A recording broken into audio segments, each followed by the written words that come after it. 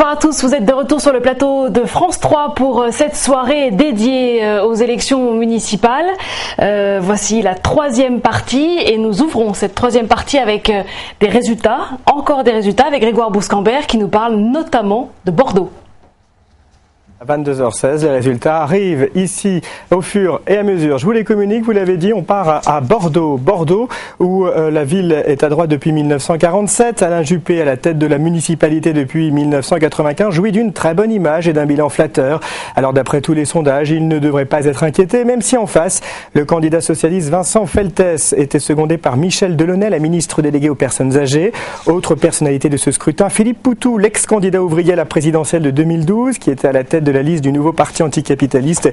Et sans grande surprise, Alain Juppé a été élu dès le premier tour à Bordeaux.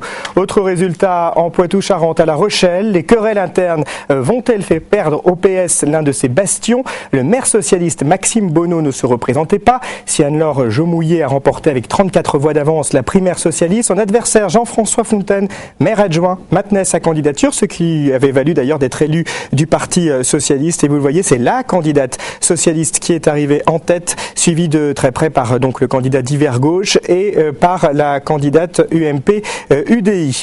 Résultat également à Saint-Gilles. Saint-Gilles, Gilbert Collard, le médiatique avocat devenu député du Rassemblement Bleu Marine, avait ciblé cette petite ville du Gard où Marine Le Pen était arrivée en tête au premier tour de la présidentielle et qui a d'ailleurs déjà été administrée par l'extrême droite.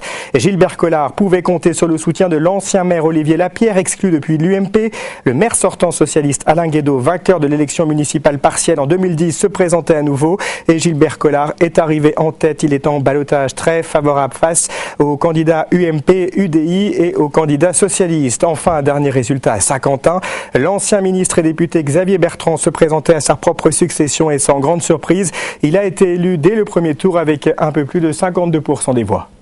Merci Grégoire. Un mot sur cette victoire à Bordeaux. On l'attendait ce premier tour. Alain Juppé était donné le meilleur maire de France par nos confrères de l'Express. Il arrive à près de 60%, un peu moins que François Baroin à 3%. C'est un excellent score qui confirme le rôle de maire d'excellence de la ville de Bordeaux. Il est le deuxième maire, ça a été dit, depuis la Deuxième Guerre mondiale, c'est peu dire.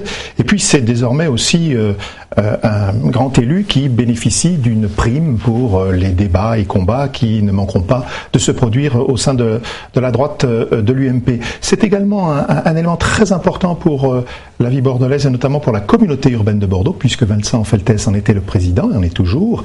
Mais le débat risque d'être vif, surtout si Talence-au-Gradignan basculait dans l'escarcelle de l'UMP. On pourrait assister à un changement significatif dans la gestion, au fond, des intérêts socio-économiques de la ville et de l'agglomération de Bordeaux.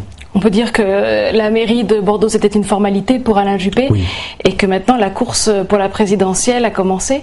Oui, la course pour la présidentielle, même si il est bientôt pour en parler, en tout cas, il n'est pas trop tôt pour y penser. Parce qu'il est très susceptible sur ce sujet-là, vous l'avez peut-être remarqué dans les dernières interviews, Alain Juppé n'aime pas que l'on parle 2017. Il pensait toujours n'en parler jamais. Voilà, je vous propose d'écouter maintenant la réaction de Ludovic Jolivet, candidat UMP à Quimper, qui arrive en tête de l'élection. Il ne faut pas vendre la peau de l'ours avant de l'avoir tué, hein. Vous savez, il reste un second tour et il faut se ménager, il faudra beaucoup travailler, il faut être humble face aux responsabilités et face à cette élection. Et je crois que oui, il faut convaincre Isabelle Lebal. Nous avons une volonté tous les deux d'alternance politique. Je crois que nous trouverons un accord sur les thématiques. On mettra ce qu'il faut dans la corbeille du mariage. Mais je crois qu'effectivement que cette mérite à notre portée et sans difficulté majeure en termes de projet. Oui, et maintenant, nous écoutons Bernard Poignant, son challenger, mais le maire PS sortant de Quimper, lui, qui arrive en seconde position. Il est le conseiller du président François Hollande. D'abord, la déception n'appartient pas à mon vocabulaire. Quand on est dans la vie publique et dans la vie politique, c'est le mot action qui est le plus efficace et c'est celui que j'ai en tête. Je pense que dimanche prochain, ce sera un tour décisif où rien n'est joué.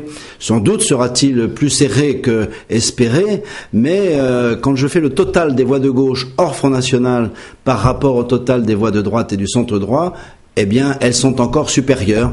Donc aujourd'hui, le temps n'est pas à l'analyse et à l'introspection, mais à l'action, parce que dimanche prochain, les Quimpérois auront à se décider pour choisir un maire, son équipe et son projet. Et c'est à ça que je vais les appeler pendant toute la semaine. Est-ce que c'est une sorte de désaveu pour le conseiller du président? En tout cas, c'est un recul certain. Rappelons qu'au premier tour de 2008, il avait obtenu, M. Poignant, donc près de 37% des voix.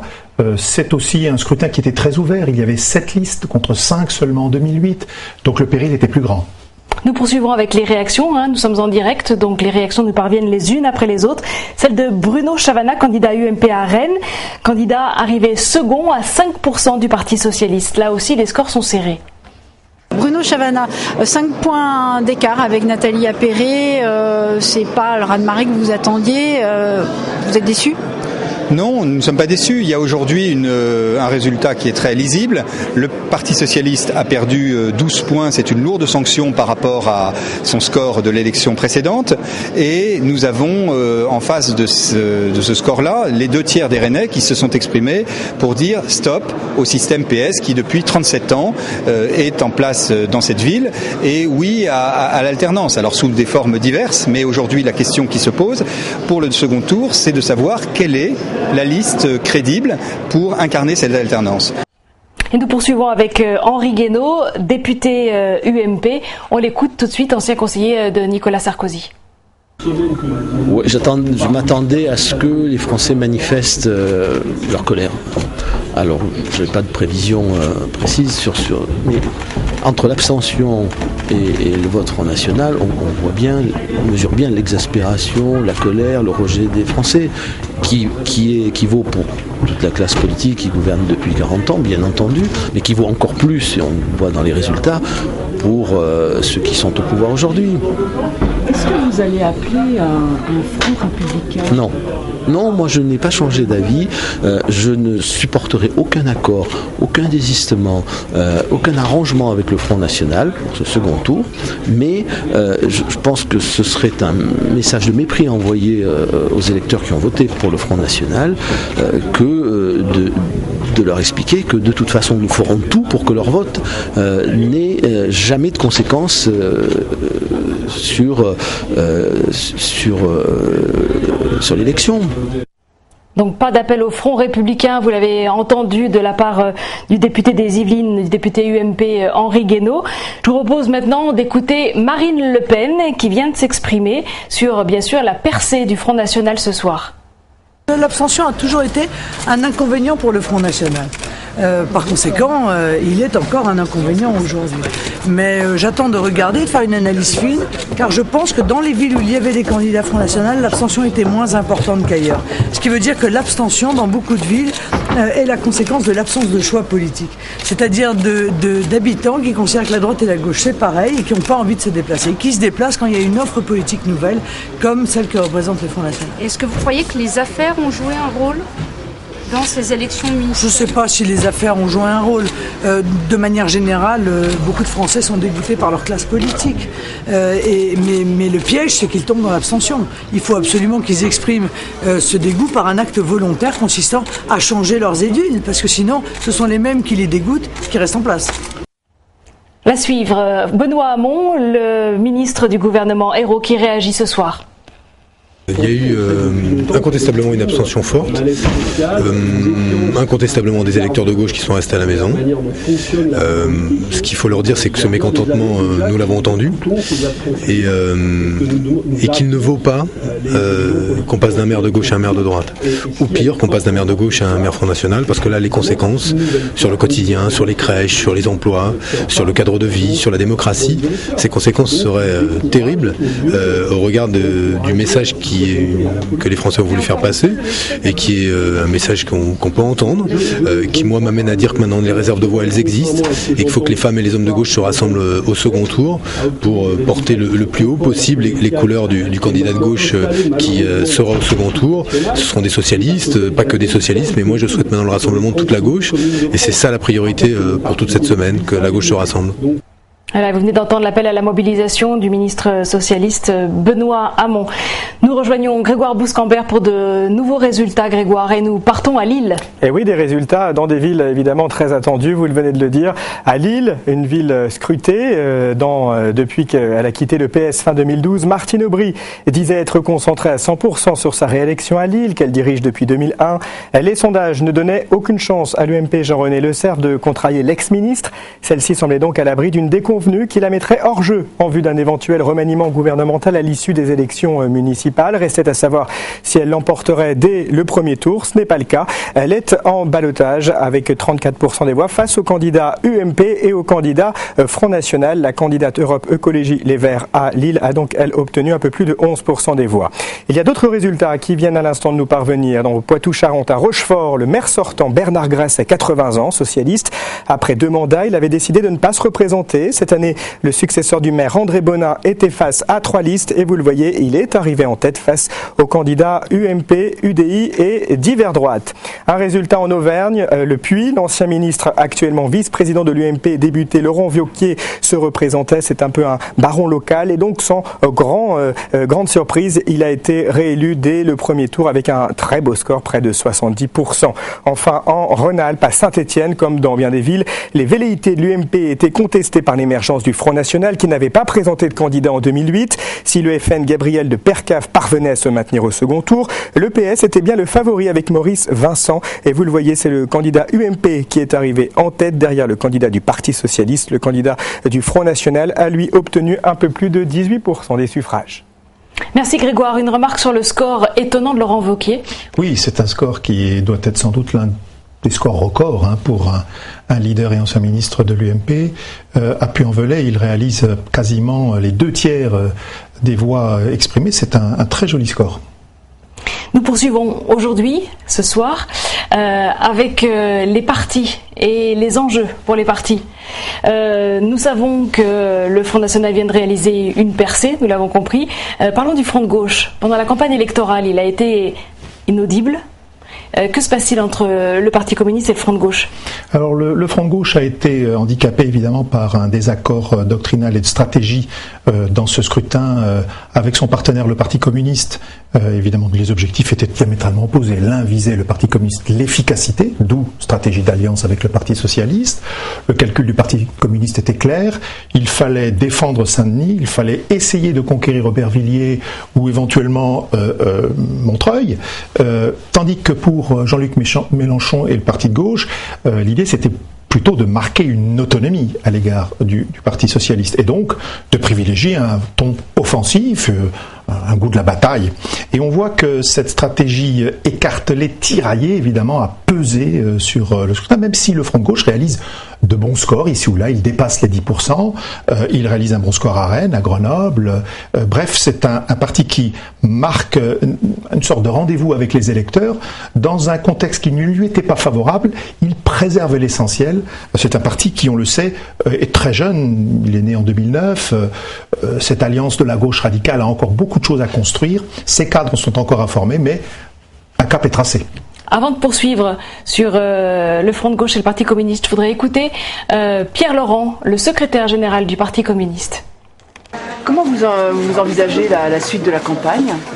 Je crois que maintenant la question qui est principalement à l'ordre du jour ce soir, c'est le rassemblement des forces de gauche pour faire barrage à la droite, qui dans l'essentiel des cas va être face à la gauche au deuxième tour, et puis évidemment tout faire pour battre le Front National là où il peut gagner de nouvelles villes. Hénin Beaumont est une alerte, et donc il faut empêcher d'autres gains du Front National, mais je le répète, l'essentiel des duels vont avoir lieu entre la gauche et un candidat de l'UMP, et donc là avec du rassemblement nous pouvons, je pense, parvenir à faire un meilleur deuxième tour que le premier. Une réaction, Olivier Hill, au propos de Pierre Laurent?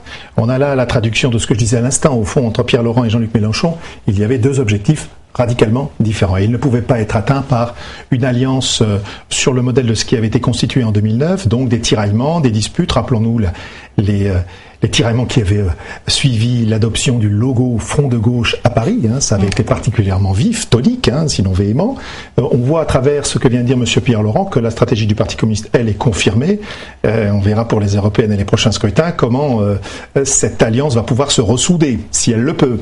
Est-ce que le Front de gauche, finalement, n'était qu'un leurre bon pour la présidentielle? Non, je ne crois pas. Je crois que le parti a une réelle existence. Il signifie quelque chose sociologiquement, doctrinalement. Simplement là, il a été affaibli dans ce scrutin, tout particulièrement par la stratégie d'alliance du Parti communiste, stratégie qui peut étonner aussi les électeurs. D'ailleurs, on a vu dans plusieurs endroits, notamment à Lyon, que la base ne suivait pas nécessairement l'état-major du Parti communiste. Après avoir critiqué le gouvernement socialiste pendant 2 ans, passer alliance avec lui lors d'un scrutin, c'est vrai que ça peut désarçonner. C'est ce qui s'est passé. On a entendu Pierre Laurent lancer un appel à la mobilisation. Ça paraît un peu dérisoire par rapport à la vague du Front National. Oui, on le sait, le second tour peut laisser penser que des glissements s'opéreront, mais jamais de telle sorte que ce qui s'est passé au premier tour soit annulé. Nous n'allons pas assister à un rebond de 5 à 10 points. C'est impensable et impossible. Donc l'appel au rassemblement peut jouer dans un certain nombre de cas. C'est un discours assez classique. Je ne suis pas certain qu'il convainque beaucoup de monde. Est-ce que la crédibilité de Jean-Luc Mélenchon n'a-t-elle pas été entamée lorsqu'il a perdu la priorité au direct? On vient de me prévenir que Nathalie Kosciusko-Morizet s'exprimait en direct tout de suite.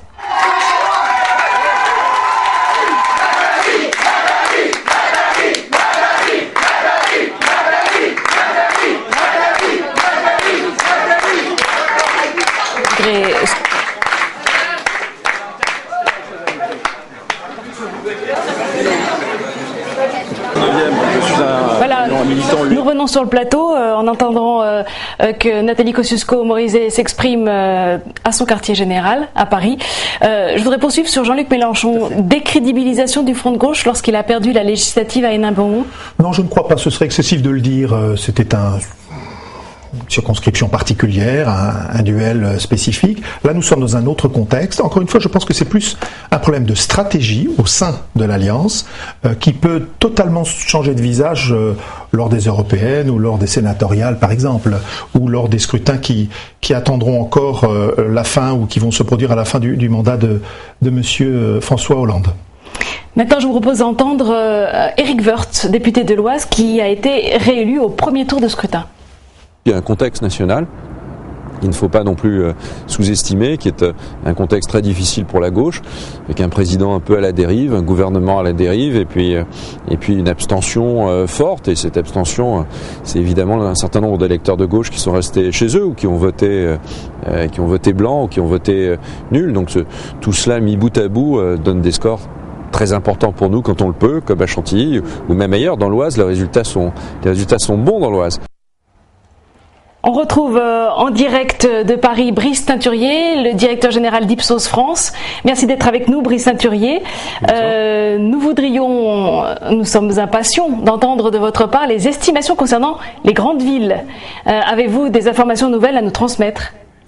Oui, on a un certain nombre d'informations qui confirment ce qu'on a vu tout au long de la soirée, à savoir une baisse forte de la gauche. Et même dans les grandes villes, même à Paris où la gauche reste en bonne position, on a un bloc de gauche qui baisse par rapport à 2008 d'environ 5 points. C'est la même chose de manière amplifiée à Marseille, où là on peut parler vraiment d'un effondrement du bloc de gauche par rapport au score qu'il obtenait en 2008. C'est vrai aussi à Strasbourg, où à Strasbourg la gauche est en recul. Alors il y aura une triangulaire avec le Front National, mais la gauche est en recul, ce qui signifie que, y compris dans les grandes villes, y compris dans des bastions de gauche, et qui pourraient très probablement pour certains d'entre eux rester à gauche au second tour, il y a quand même ce premier renseignement, à savoir une baisse considérable du rapport de force gauche-droite et donc de la gauche. Alors Brice Teinturier, donc l'étiage au fond du Parti Socialiste et de la gauche semble se situé autour de 41, peut-être 41,5. L'UMP pourrait arriver à 47. Ça fait effectivement un écart important. Cela dit, cet écart risque d'être annulé pour une grande part par le phénomène des triangulaires, qui empêchera le Parti Socialiste qui empêchera l'UMP, de pouvoir vraiment manifester à travers ce scrutin, un rôle de conquérant, un rôle d'opposant très fort, au fond, de pouvoir sanctionner le gouvernement. Oui, alors sur les rapports de force nationaux, il faut être prudent puisque le scrutin a changé par rapport à 2008 et du coup, pour comparer les choses, ça va être encore plus ardu que d'habitude sur une municipale.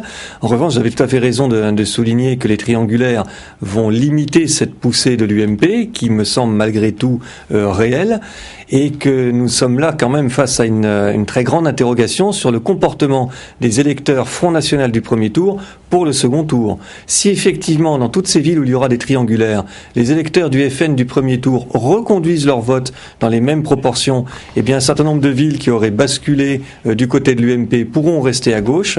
Si au contraire ces électeurs dont le tropisme est plutôt un tropisme de droite, au second tour votent pour certains d'entre eux en faveur des listes UMP, il suffit de 2 à 3 points de moins pour les listes FN pour qu'à ce moment-là, ces villes-là, au contraire, basculent du côté de l'UMP. Donc on est malgré tout dans une très grande incertitude sur l'issue finale parce que la clé, l'arbitre dans bien des cas du scrutin, c'est effectivement le Front National et qu'on ne sait pas encore une fois très bien comment les électeurs du FN vont se comporter au second tour. La doctrine telle qu'exprimée par Marine Le Pen est claire. Faire imploser la droite gouvernementale et favoriser une sorte de chaos qui bénéficierait au Front National.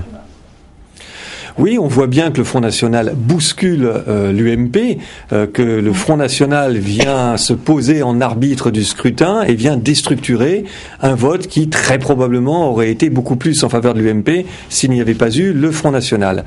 Mais malgré tout, le Front National bouscule aussi la gauche. Le retrait de la gauche, il est très probablement dû à une abstention différentielle.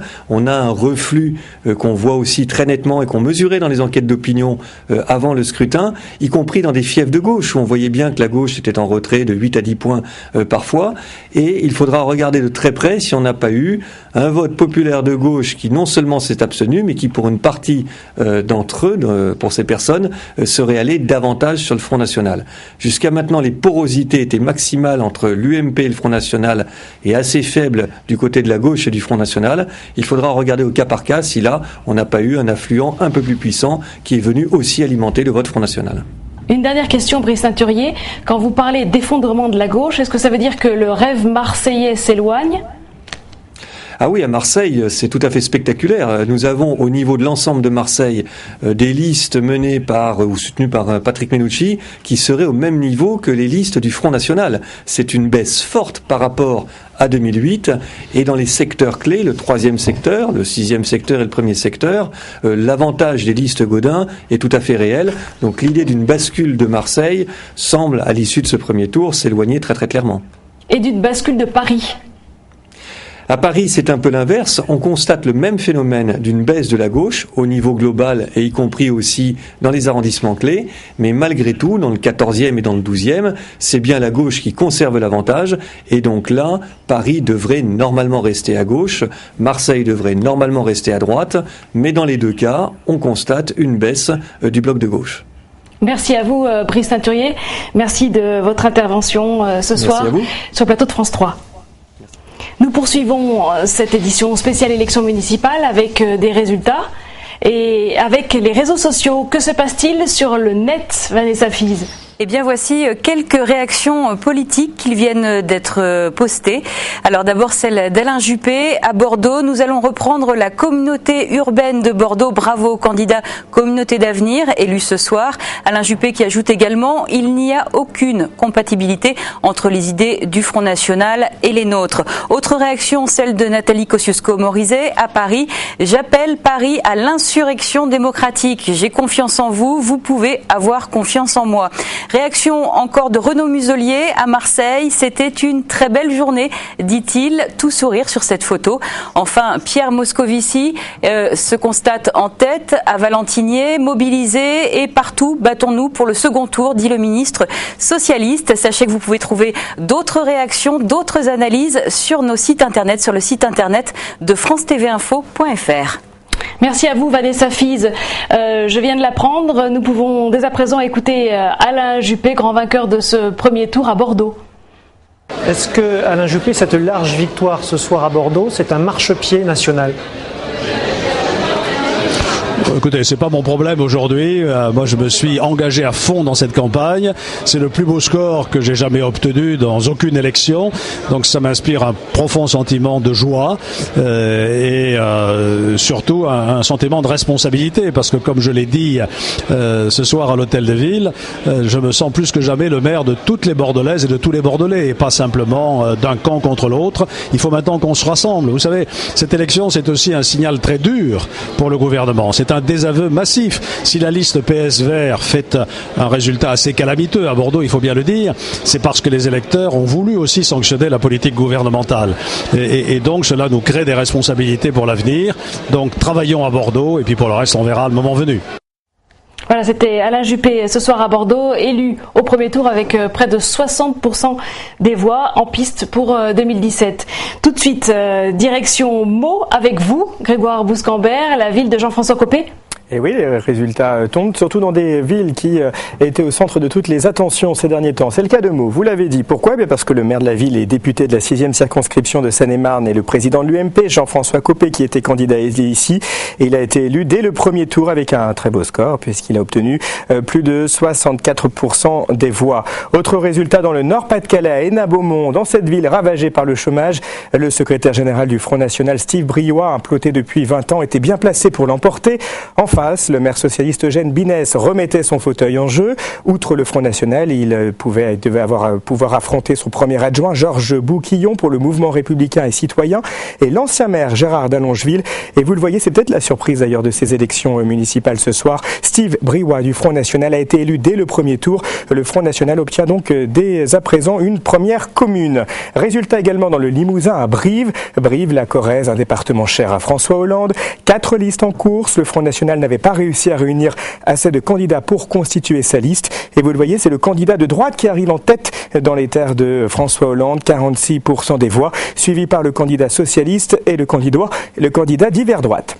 Enfin, dernier résultat en Languedoc-Roussillon à Beaucaire, l'une des communes de France les plus observées durant ces élections. Elle était en effet une terre de conquête pour le Front National. Si la gauche est partie unie, à droite, la désunion pouvait faire les affaires du parti de Marine Le Pen, et c'est le cas, puisque le candidat du Front National est arrivé en tête avec plus de 32% des voix, suivi du candidat d'hiver droite et du candidat également d'hiver droite, puisqu'il y avait 2 listes d'hiver droite à Beaucaire. Le candidat d'hiver gauche, lui, est arrivé en 4e position avec un peu plus de 12% des suffrages. Merci à vous, Grégoire Bouscambert. Nous poursuivons avec Meaux et Jean-François Copé. Une réaction ? C'est un beau score de la part notamment d'un leader qui avait été pas mal embarrassé par des affaires, par des dossiers de corruption supposés. Donc nous sommes en présence là d'une éclatante revanche de la part de monsieur Copé. Il va pouvoir affirmer sa position de leader de l'UMP, alors même que les rivalités s'aiguisent, on l'a vu à l'instant avec le très beau score aussi réalisé par Alain Juppé cette fois.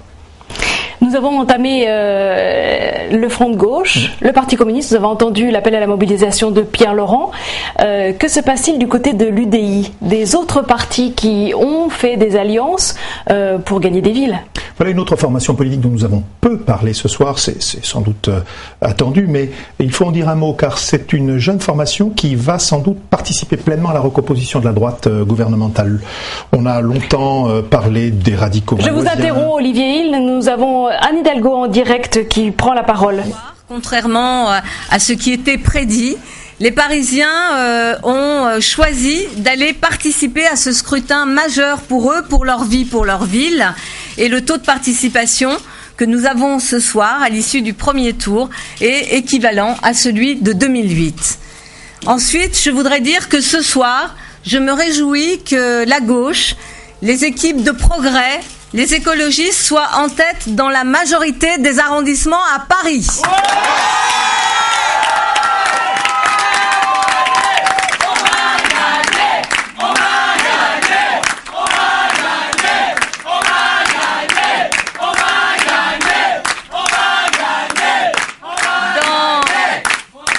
La majorité des arrondissements parisiens, il a aujourd'hui été voté en faveur des listes que j'ai conduites et qu'ont conduit l'ensemble de mes têtes de liste, et aussi celles des écologistes et des forces de progrès pour la capitale.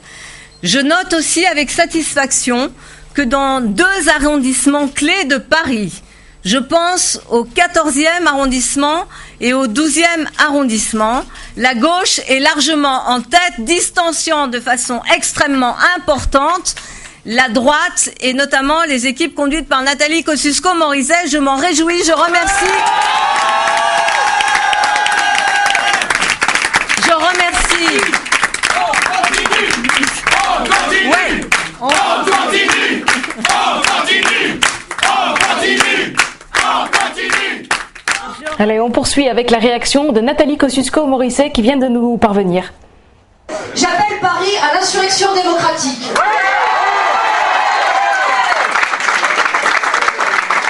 Il doit être une semaine pour faire gagner les Parisiens. Je vais lui consacrer tout mon cœur, de toute mon énergie. On va s'y consacrer tous ensemble. On peut y arriver. J'ai confiance en vous. Vous pouvez avoir confiance en moi. Alors Olivier Hill, Anne Hidalgo, donnée favorite depuis le début, ça pourrait se confirmer, mais nous sommes encore au premier tour. Brice Teinturier disait Paris reste à gauche, et Marseille reste à droite. Oui, c'est le scénario du statu quo que nous avions évoqué dès le début de cette émission. Avec, du coup, je crois que c'est important pour les téléspectateurs, il faut prendre en compte la différence qui existe entre apprécier des niveaux nationaux de vote pour des partis, et puis ensuite entrer dans le jeu de ce qui se passe dans chaque municipalité, voire dans chaque arrondissement ou secteur, ce qui est le cas ici.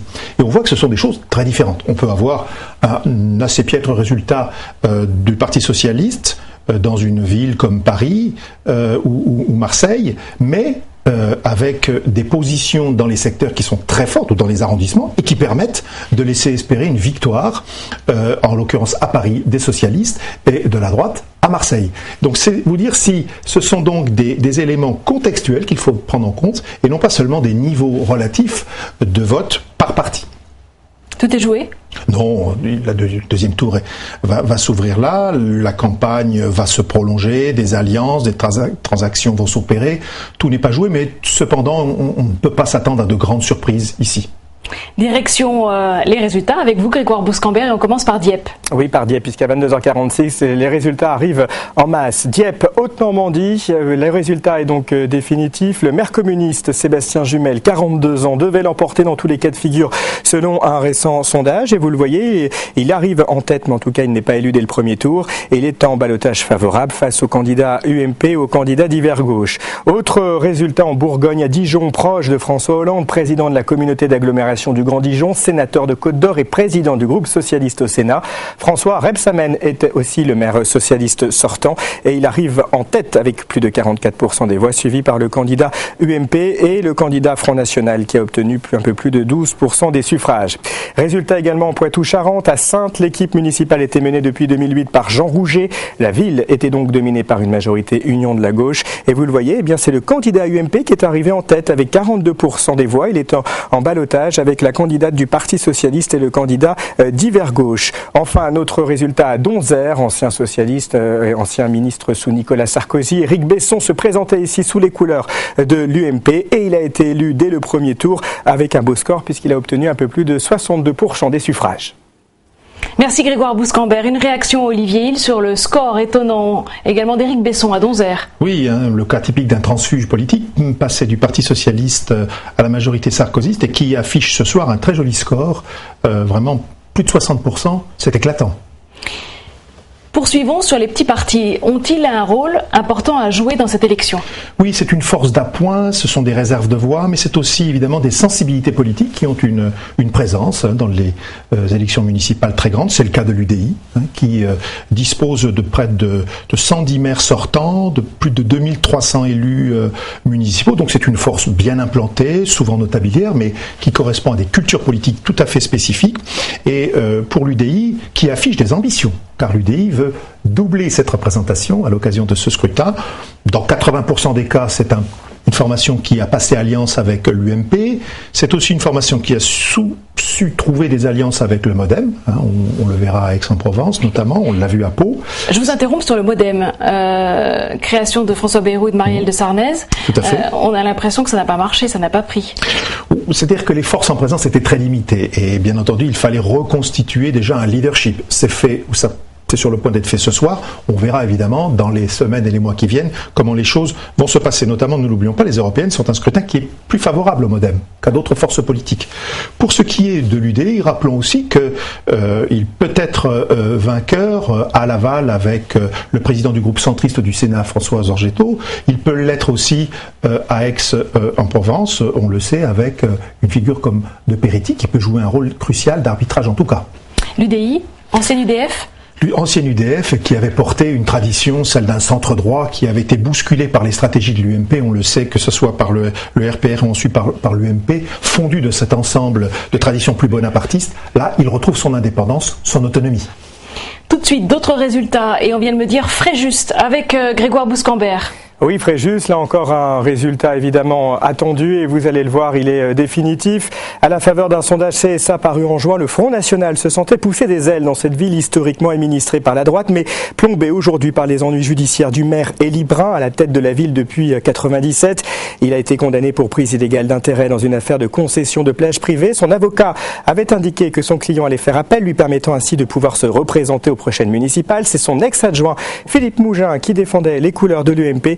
Et vous le voyez, eh bien c'est le candidat Front National qui semble avoir bénéficié de ces affaires puisqu'il a obtenu un bon score dès le premier tour, plus de 40% des voix, suivi par le candidat UMP et le candidat d'hiver droite. Autre résultat en Haute-Normandie, au Havre, Édouard Philippe, le maire UMP nommé après la démission en 2010 d'Antoine Rufnach, a obtenu l'investiture de son parti. Élu de justesse lors de la dernière législative, il devait affronter le socialiste Camille Galap. Vous le voyez, la gauche est donc partie en ordre dispersé.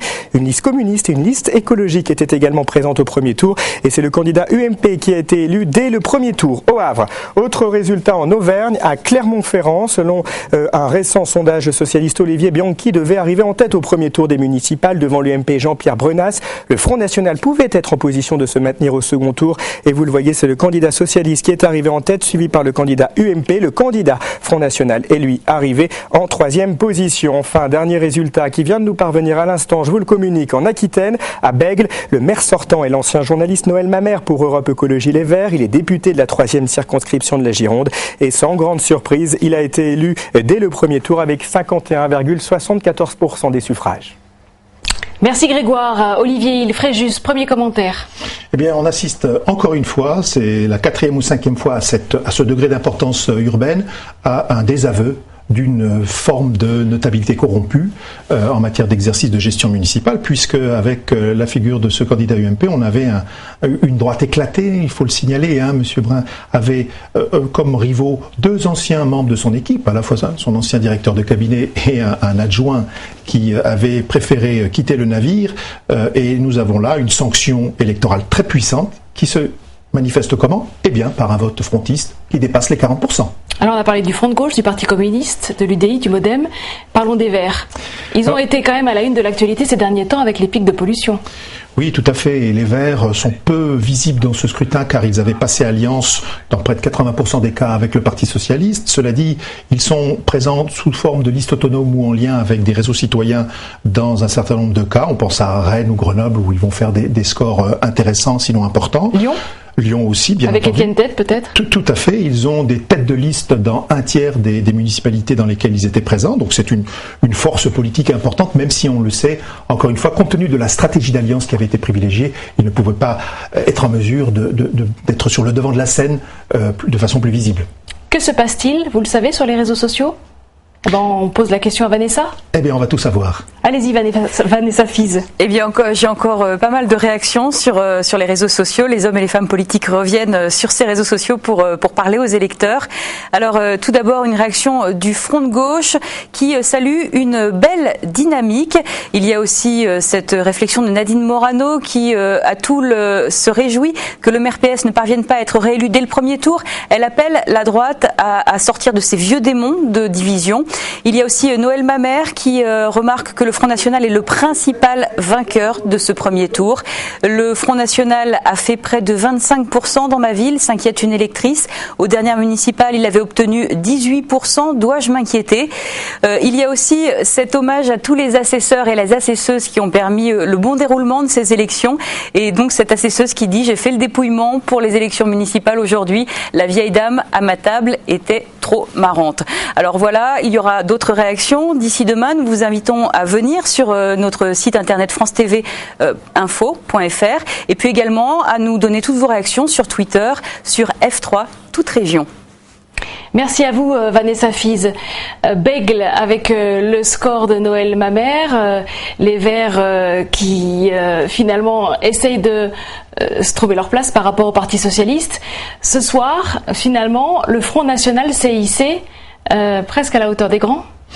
Oui, de là à dire qu'il est vainqueur, je crois qu'il faut attendre. Il est en position d'arbitrage favorable dans de très nombreuses communes de France, mais bien entendu, il souffre toujours de ce fameux problème de l'alliance à passer avec d'autres forces pour pouvoir être une formation majoritaire. Tout de suite, d'autres résultats avec vous, Grégoire Bouscambert et Aix-en-Provence. Oui, des résultats attendus en Provence-Alpes-Côte d'Azur, vous l'avez dit, à Aix-en-Provence, où la partie était loin d'être gagnée pour l'UMP Maryse Joissaint-Massini, qui briguait un 3e mandat. Au PS, c'était Édouard Baldo qui avait remporté la primaire. Et la candidate UMP est arrivée en tête. Elle est en ballottage face aux candidats du Parti Socialiste, de l'UDI et du Front National. Autre résultat à l'instant qui vient d'arriver, je vous le communique, à Rouen, Haute-Normandie, le socialiste Yvon Robert, désigné maire à la suite de la nomination de Valérie Fournéron au gouvernement, était candidat à sa succession. La division de la droite pouvait d'ailleurs l'aider à l'emporter et vous le voyez, c'est le cas pour l'instant au premier tour de ces élections. Et le socialiste est arrivé en tête face au candidat UMP, au candidat UDI et au candidat du Front National. Un résultat à Dole en Franche-Comté. Le parti fronciste avait fait de Dole son unique cible dans le département. Il s'est raté puisqu'il n'avait pas réussi à composer une liste avant la clôture des inscriptions et c'est le candidat UMP qui a été élu dès le premier tour. Un dernier résultat à Issy-les-Moulineaux. Le maire d'Issy-les-Moulineaux depuis 34 ans est le centriste André Santini. Il était candidat à sa succession, même si sa condamnation en première instance dans l'affaire de la Fondation Hamon pouvait le fragiliser. Eh bien, pas vraiment, puisque visiblement les électeurs ne lui en tiennent pas rigueur. Il a été élu dès le premier tour avec un très beau score, plus de 67% des suffrages. Un mot sur André Santini, Olivier Hill. Voilà une figure bien connu des Français qui a marqué l'histoire de la Ve République, qui montre finalement une présence persistante, une capacité encore à rallier sur son nom bien des voix. Ce soir, qu'avons-nous appris ? Alors les principaux enseignements, si l'on veut conclure, c'est d'abord la puissance de l'abstention lors de ce scrutin qui traduit encore une fois une défiance institutionnelle vis-à-vis de la démocratie locale et teintée ici ou là d'une forme de protestation, sinon de colère à l'égard de l'action gouvernementale.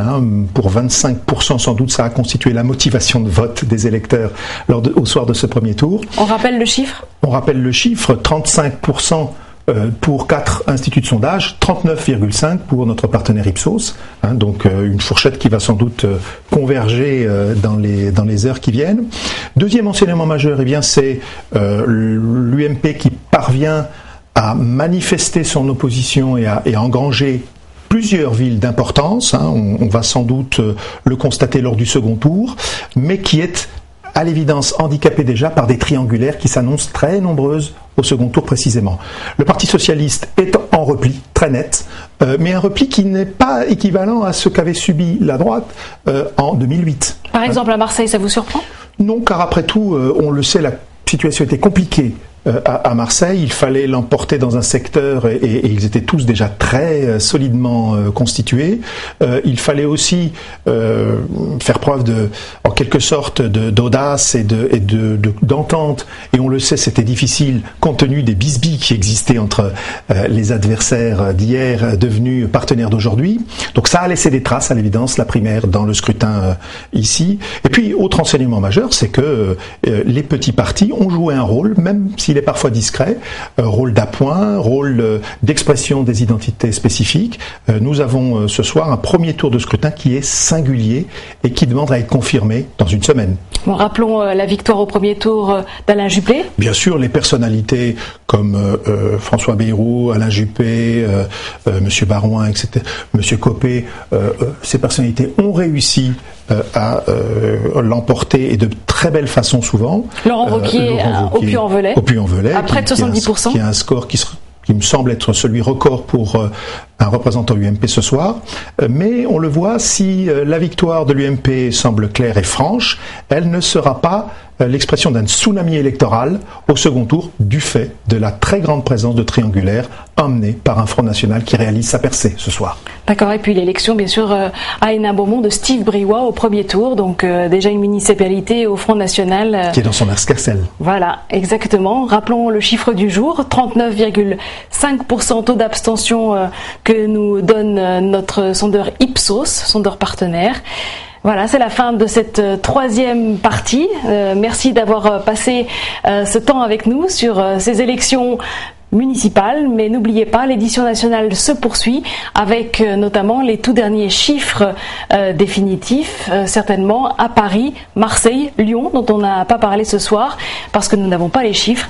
Excellente soirée, je vous retrouve demain à 13h pour le point au lendemain du premier tour. Il y aura des choses à dire, n'est-ce pas Olivier ? J'en suis persuadé. Au revoir.